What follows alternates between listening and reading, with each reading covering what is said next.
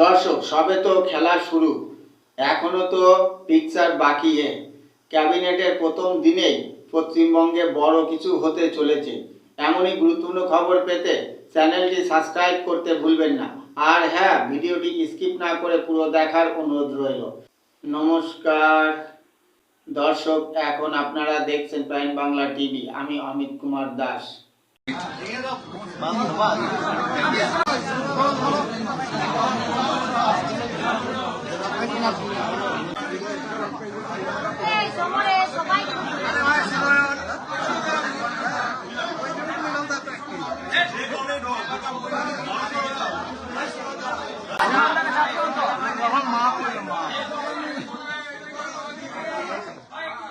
দর্শক, এই ভিডিওটা দেখলেন, এটা বীরভূম জেলা পরিষদ অফিসের ঘটনা।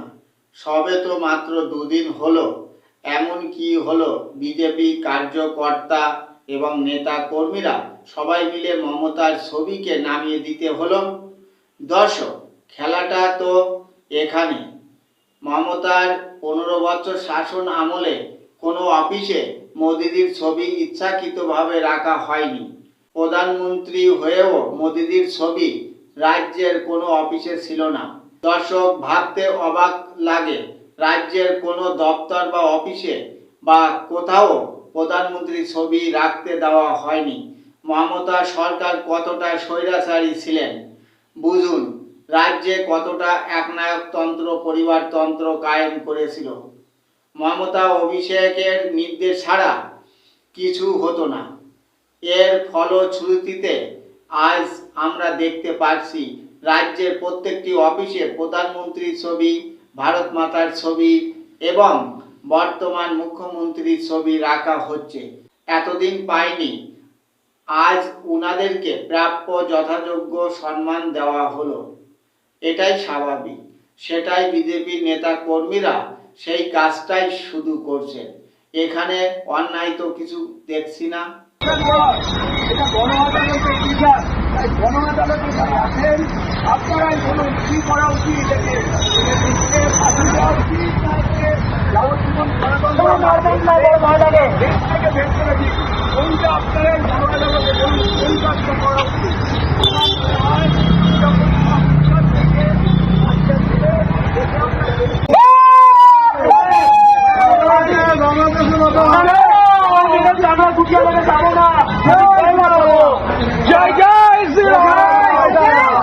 আপনাদের বিচারে আদালতে অভিষেককে এই দেশ থেকে ও ভারতকে চ্যালেঞ্জ করেছিল, তাই এই ভারত থেকেই ওকে বিচারিত করা হলো গণ আদালতের বিচারে। আগে এই ভারতের সংবিধান অনুযায়ী শাস্তি হবে, তারপরে ভারত থেকে বিচারিত হবে। আমি বাংলাদেশ যাব না, পরে কি আসি বাসা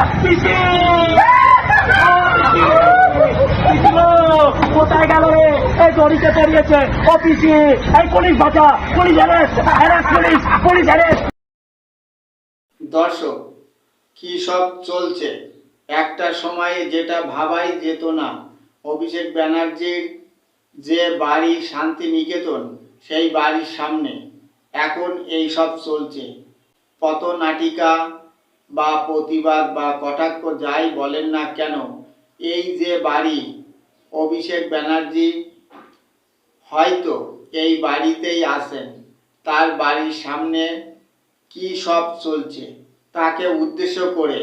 আর সেই সিকিউরিটি নেই, রাস্তা ব্লক নেই, কিছুই নেই, মানুষের চলাচলে আর কোনো সমস্যা হচ্ছে না। প্রতীকী অভিষেক বন্দ্যোপাধ্যায়, প্রতীকী বিচারক, প্রতীকী গণ আদালত। এই গণ আদালতে অভিষেক বন্দ্যোপাধ্যায়ের বিচার হচ্ছে। উনি এক সময় ইউনিয়ন অফ ইন্ডিয়াকে চ্যালেঞ্জ করেছিলেন, এখন চ্যালেঞ্জ গেল কোথায়? পুলিশ ফোর্স গেল কোথায়? সব কিছু শেষ। বিচারকের হাতে পায়ে ধরে বলছেন, না আমি বাংলাদেশে যাব না, আমি ইন্ডিয়াতে থাকব। আর বিচারক বলছেন, ভারতীয় সংবিধান অনুযায়ী আগে তোমার বিচার হবে, সাজা হবে, এরপরে তোমাকে বাংলাদেশে পাঠানো হবে। এই কথা শোনার পর অভিষেক জয় বাংলা স্লোগান দিতে থাকেন। হঠাৎ না জয় শ্রীরাম স্লোগান দেয়। এরপর জনসমক্ষে কাঁদতে থাকে আর বলে, ও পিসি বাঁচাও, ও পিসি বাঁচাও, আমি যাব না, আমি যাব না। আমরা প্রথম দিনই আমরা কেন্দ্রীয় স্বরাষ্ট্র দপ্তর তথা বিএসএফ এর সীমান্ত সুরক্ষিত করার জন্য জমি ট্রান্সফার প্রক্রিয়া আমরা আজকে অনুমোদন দিলাম এবং আজ থেকেই ল্যান্ড ট্রান্সফার প্রক্রিয়া শুরু হবে। দর্শক, রাজ্য সরকারের বিরাট পদক্ষেপ। নয়া মুখ্যমন্ত্রী শুভেন্দু অধিকারী বিএসএফ কে 600 একর জমি বাংলাদেশ সীমান্তে কাঁটাতারের বেড়া দেওয়ার জন্য অনুমতি দিলেন। বিগত প্রাক্তন মুখ্যমন্ত্রী মমতা বন্দ্যোপাধ্যায় কেন্দ্র সরকারকে বেড়া দেওয়ার জন্য কোনোভাবেই সাহায্য সহযোগিতা এবং জমি দিচ্ছিল না। এবার আর বাংলাদেশ অনুপ্রবেশকারীরা আর রেয়াত নেই। অনুপ্রবেশ ঘটলে ডাইরেক্ট শুট, গরু পাচার, চোরা চালানি কারবার, বাংলাদেশিদের উৎপাত, ফসল চুরি, এসব এবার বন্ধ হতে চলেছে। আর কি বলবো, যা বলার আপনারা বলবেন। আর ভিডিওটি ভালো লাগলে লাইক, শেয়ার, সাবস্ক্রাইব এবং কমেন্ট করতে ভুলবেন না। প্রাইম বাংলা টিভি দেখার জন্য ধন্যবাদ।